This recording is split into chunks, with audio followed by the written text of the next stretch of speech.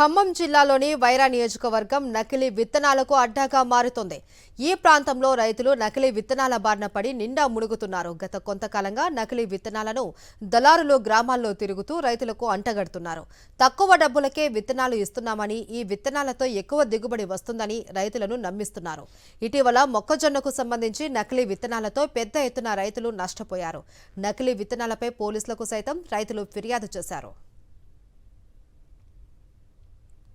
నకిలీ విత్తనాల కారణంగా కౌలుకు తీసుకొని పంటలు సాగు చేస్తున్న రైతుల పరిస్థితి దారుణంగా తయారైంది. అప్పులు తెచ్చి పెట్టుబడులు పెట్టి పంటలను సాగు చేస్తే లాభం సంగతి దేవుడెరుగు. లక్షల్లో నష్టం వస్తుందని రైతులు ఆవేదన వ్యక్తం చేస్తున్నారు.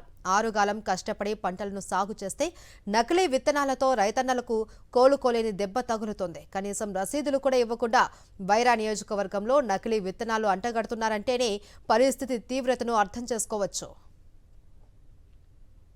రైతు ఆశని ఆసరా చేసుకొని కంపెనీల వాళ్ళు డూప్లికేట్ విత్తనాలు తీసుకొచ్చి వాళ్ళకి అంటగట్టడం జరుగుతుంది. తీరా వ్యవసాయం చేసి దుక్కులు దున్ని మొక్క వచ్చి పంటకు వచ్చే టైం కల్లా అది నకిలీదనే తేలిపోవటం వల్ల దానివల్ల రైతులు విపరీతంగా నష్టపోతూ ఉన్నారు.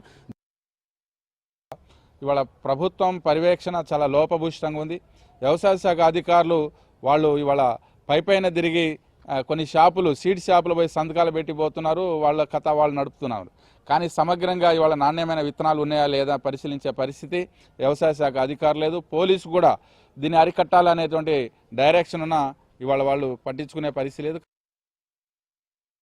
కానీ గ్రామాల్లో దళారులు తిరిగి BT4, BT3 విత్తనాలని పత్తి విత్తనాలను రైతులకి అమ్మే పరిస్థితి ఉంది. వీటి మీద రైతులుగా పోలీస్ శాఖ అదేవిధంగా వ్యవసాయ శాఖ దృష్టి పెట్టి నకిలీలను అరికట్టకపోతే అసలే పత్తి పండినా ఇవాళ రేటు గిట్టుబాటు ధర లేక నష్టపోయేటటువంటి పరిస్థితి ఉంది.